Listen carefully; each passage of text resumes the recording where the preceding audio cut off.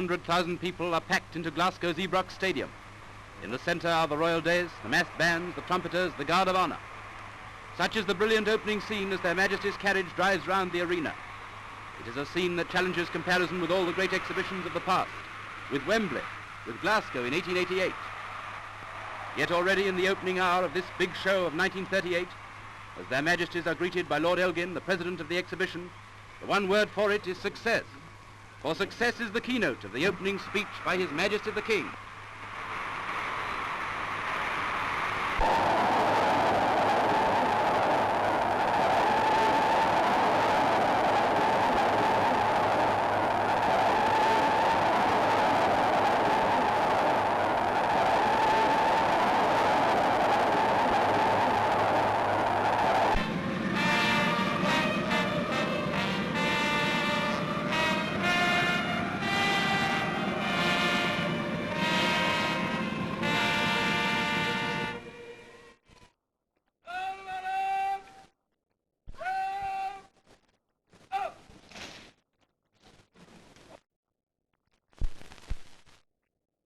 May it please Your Majesty, on behalf of the Council of Management of the Empire Exhibition, of the thousands of your subjects gathered in this stadium, and of a much greater audience all over the world, I beg to offer to Your Majesty and to Her Majesty the Queen a humble, loyal, and affectionate greeting. This exhibition is an example of active goodwill and unity of purpose. It was inspired by the desire to focus thought and effort on constructive rather than destructive endeavor in securing the spontaneous support of all sections of the British Commonwealth, both at home and overseas. The Queen and I are very happy to be in Scotland once more. We shall see today the completion of a great scheme whose inception we saw when we were last in Glasgow 10 months ago. At that time, work on the building of the Empire Exhibition had scarcely begun. There now stands in Bellahouston Park, looking out over the River Clyde, a whole town of more than 100 individual palaces and pavilions. This is a remarkable achievement, and in recognition of it, my first word must be one of praise for the enterprise, enthusiasm, and hard work which have made it possible.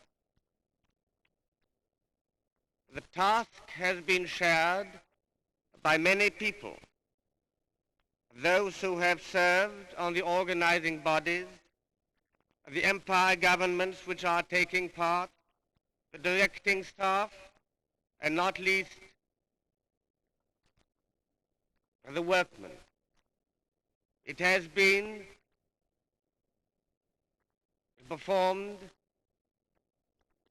willingly and wholeheartedly by all, and I warmly congratulate them. The exhibition is an empire undertaking, but we do well to remember that it owes its origin and to a great extent its execution to the people of Scotland. It is a significant fact that the plans were being prepared at a time when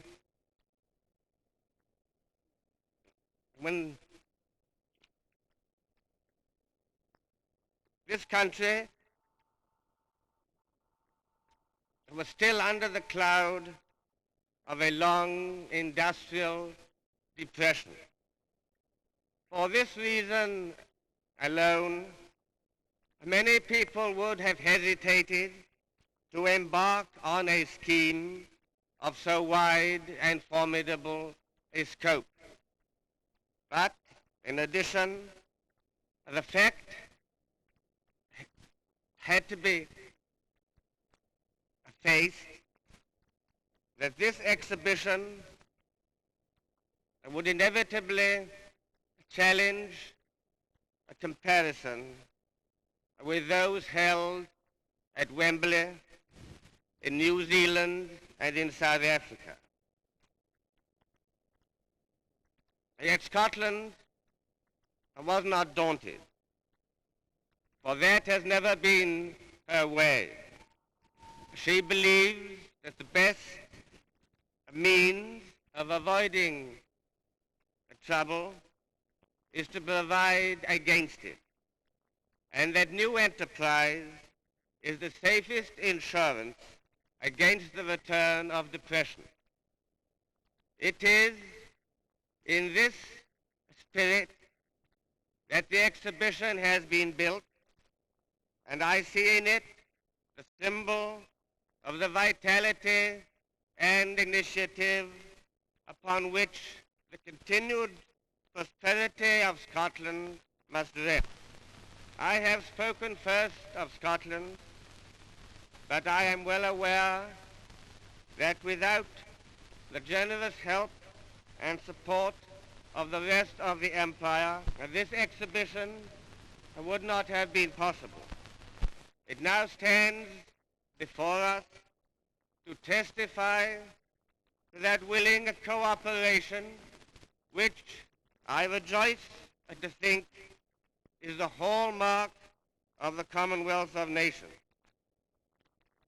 And confident as I am that this great exhibition can make a real contribution to the general well-being, I have the greatest pleasure in declaring it open. The trumpets sound, the flags unfurl, and 2 squadrons of RAF planes dip in salute.